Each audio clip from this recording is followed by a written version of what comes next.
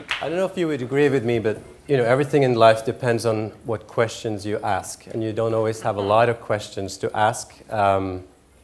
And not sure if you knew this, but every city has their favorite questions. When I was in San Francisco, there were two questions that mattered. The first one, are you straight or gay?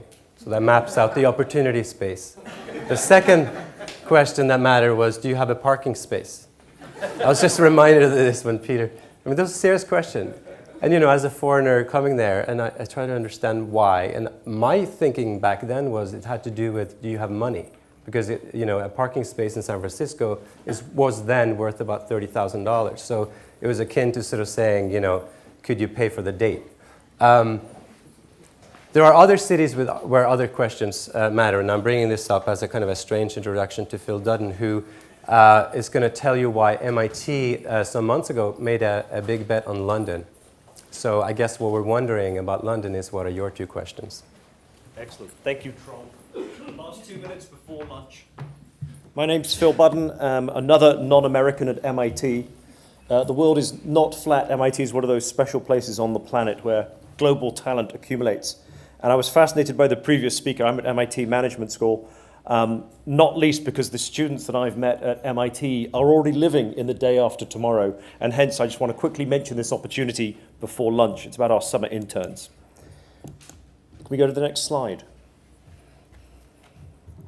Great. MIT has an innovation ecosystem model.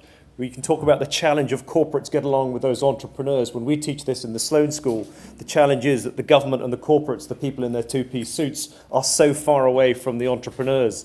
And the entrepreneurs that we deal with are less interested in going into corporates. They want to be involved with their own startups. But they are very much the human agents. So I commend IOP, Carl Costa, and Trond for finding a way to bring startups through the exchange to the corporates, because it is going to be fundamental both to the startups and to the corporates, and indeed to our prosperity. So the new option is we have a system of internships. MIT students do not stop working. They do not take summer holidays. It's phenomenal. I'm glad I didn't go there 30 years ago when I was a student. They have 19 programs around the world where MIT students flood out. We've just created the 20th one with the UK because of all the work we've been doing with London.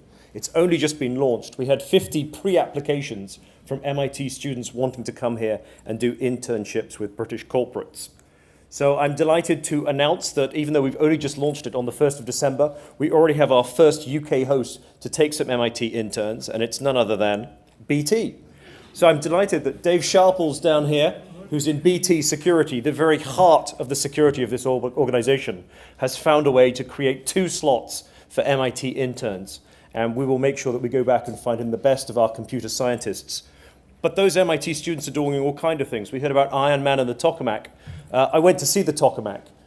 They're actually making it right there in the heart of the MIT campus. So whatever your corporate, whatever your area of interest, we have an MIT student intern who's already living in the day after tomorrow and thinks that's kind of naff and wants to go to the day after that. So one of the best ways for a corporate to tap into this exciting and disruptive challenge is to take these summer interns. I have a little brochure. I've put a bunch of them out the back because I know some of us, or at least are old school and like to use dead trees.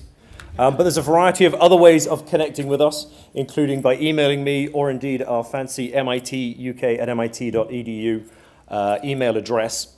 We are setting this up because MIT has been working with London in the last couple of years, and we've been really impressed. I'm a Brit, I already knew. The others at MIT have been really impressed quite how much is going on here and quite how forward-thinking British corporates like BT are.